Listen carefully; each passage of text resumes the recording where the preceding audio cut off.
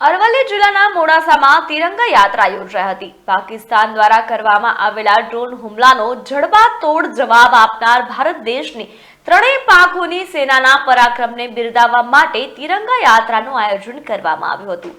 રાજ્ય સરકારના મંત્રી ભીખુસિંહ પરમારની ઉપસ્થિતિમાં યોજાયેલ તિરંગા યાત્રામાં ભિલોડા અને બાયડના ધારાસભ્યો, ભાજપ સંગઠનના પદાધિકારીઓ, કાર્યકરો, શહેરવાસીઓ અને વિવિધ સંગઠનો સાથે જ સુરક્ષાકર્મીઓ સહિતના લોકો ઉપસ્થિત રહ્યા હતા। આ તિરંગા યાત્રાની શરૂઆત મોડાસા 4 રસ્તા ખાતે આવેલા મહાલક્ષ્મી ટાઉન હોલથી કરવામાં આવી હતી, જે મુખ્ય બજારમાંથી શહેરના રાજમાર્ગો પર ફરી હતી।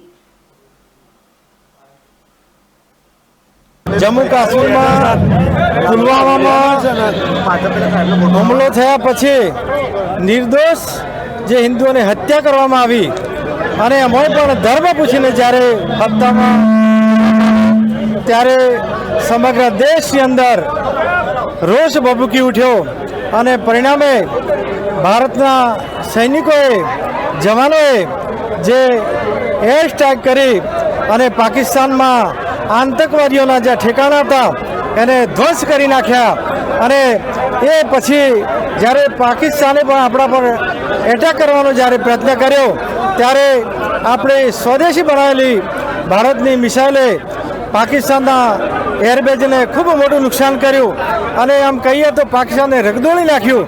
એના ઉત્સાહના ભાગરૂપે સમગ્ર દેશની જનતા આજે ગૌરવની લાગણી અનુભવી રહી છે અને એના ભાગરૂપે આજે સૈનિકોને બિરદાવવા માટે આપણે એક તિરંગા યાત્રાનું આયોજન જનરલ આમ જનતાએ કર્યું છે અને આ મોટી યાત્રા આપ જોઈ શકો છો।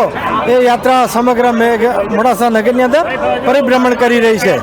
જે અરવલ્લી જિલ્લાના મોડાસા ખાતે તિરંગા યાત્રાનું આયોજન કરવામાં આવેલ છે, જેની અંદર જિલ્લા સંગઠન અને જિલ્લાના તાલુકા સંગઠનના સૌ પદાધિકારીશ્રીઓ, ખાસ કરીને જિલ્લા સંગઠનના પ્રમુખ આદરણીય ભાઈ શ્રી ભીખાજી ઠાકોર અને એમની ટીમ જે જહેમત ઉઠાવીને આજે આ કાર્યક્રમનું આયોજન કરવામાં આવ્યું છે, સરાહનીય છે।